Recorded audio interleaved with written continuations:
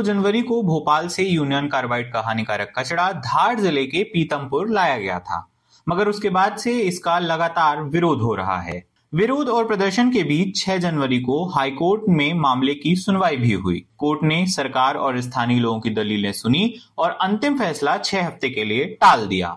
यानी इस कचरे का निष्पादन कब होगा, इस सवाल का जवाब मिलने में अभी समय है। इस बीच यह समझना जरूरी है कि कचरा जलाए जाने का इतना विरोध क्यों हो रहा है। जो रामकी जो कंपनी बनी हुई जो इंडस्ट्रियल वेस्टेज का मतलब निवारण करती है, ये हमारे यहाँ से काफी कम दूरी पर है। अगर भौगोलिक दृष्टि से देखें तो लगभग 1 किलोमीटर भी नहीं पड़ता होगा, और उससे पहले भी कई सारी आवासीय क्षेत्र आ जाते हैं। अब इसमें क्या होगा कि अगर किसी तरह से कुछ दुर्घटना हो जाती है या कहीं भी कोई खतरनाक रसायन जो है वातावरण में आता है, तो सबसे पहले तो हमें ही फर्क पड़ेगा। पीतमपुर मध्य प्रदेश के सबसे बड़े इंडस्ट्रियल एरियाज में से एक है। यहाँ की रामकी इन्वायरो इंजीनियर्स नाम की कंपनी में 358 टन कचरे का निपटारा किया जाना है, मगर आसपास के लोग इंडस्ट्रियल पॉल्यूशन की वजह से चर्म रोग, अपच और कैंसर जैसी बीमारियों से पहले से ही पीड़ित हैं। ऐसे में लोगों की आशंका है कि यूनियन कार्बाइड का कचरा जलाए जाने से यह तकलीफें और बढ़ जाएंगी। हमारे आसपास के सारे गांवों में ये समस्याएं हैं, जिसमें हमारे यहाँ पे पानी की हार्डनेस के कारण गैस की प्रॉब्लम होती है। डॉक्टरों को बताने पे ये बताते हैं कि आपका पानी पे हार्डनेस ज्यादा है, उस हार्डनेस के कारण हमको गैस की समस्या होती है। और जो वायुमंडल में जो गलत गैसों का रिसाव होता है, उन गैसों के कारण हमको चर्म रोग है। आसपास के सभी डॉक्टर्स से हम जो चर्म रोग का इलाज करवाते हैं, वो इलाज करवाने पे जब तक इलाज चलता है तब तक हमारे यहाँ पे वो बीमारी तब तक संतुलित रहती है शरीर में। जस्ट हमने इलाज बंद किया, उसके बाद में वापस से वो चर्म रोग की समस्या उत्पन्न हो जाती है। शेखर पटेल लगभग 12 बीघा में खेती करते थे। वे यहाँ सब्जी उगाकर अपने परिवार का पेट पाल रहे थे, मगर 2023 में उन्हें पता चला कि वह मुंह के कैंसर से पीड़ित हैं। आपको क्या लगता है किस कारण से हुआ है? ये पर्यावरण से मैं खाना पीना कुछ नहीं हूँ। हाँ। मैं दवा को नहीं खाई, बीड़ी सिगरेट कुछ नहीं करता हूँ। फिर भी हो गया ये।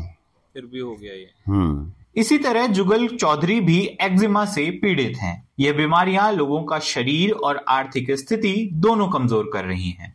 और दूसरी बात, इलाज कराने जाएंगे तो काम धंधा छोड़ के जाना पड़ता है। वहां जाएंगे, लाइन में लगेंगे, पेट्रोल भी जलेगा, जाएंगे तो वो भी तो खर्चा है, वो तो अपन जोड़ते ही नहीं।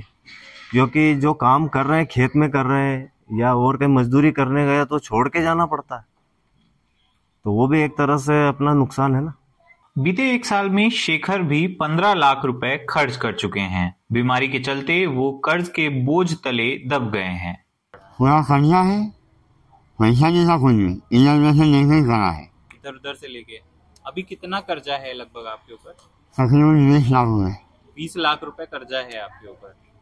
सरकार का दावा है कि यूनियन कार्बाइड का कचरा वैज्ञानिकों के निर्देशन में सुरक्षित तरीके से जलाया जाएगा, मगर स्थानीय लोगों के बीच इसको लेकर भरोसा कम ही है।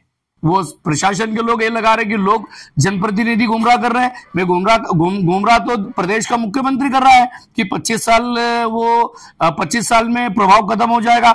गुमराह तो प्रदेश का भाजपा का प्रदेश अध्यक्ष गुमराह कर रहा है कि वो तो धमकी दे रहे खुलेआम कि भैया जो आवाज उठाएगा उनके खिलाफ कार्रवाई करो। मतलब आप तो ये दबाना चाहते हैं। क्या आप लोग पीतमपुर के जनता के मौत का तमाशा देखना चाहते हैं? हम लोग इसका पूरे पीतमपुर की सामाजिक संगठन और हम लोग पीतमपुर बचाओ समिति के लोग जो हमने 3 तारीख को बंद करा, ये तो एक छोटा नमूना है। अगर माननीय न्यायालय ने हमने पक्ष रखा है हमारा, माननीय न्यायालय बिल्कुल हमारा पक्ष सुनेंगे और हम आगे की कार्रवाई, माननीय न्यायालय का जो आदेश आएगा उसके बाद आगे की रणनीति बनाएंगे हम लोग और उसके आगे की लड़ाई लेंगे। लेकिन किसी भी हालत में हम लोग यूनियन कार्बाइड का कचरा पीतमपुर में जलने नहीं देंगे।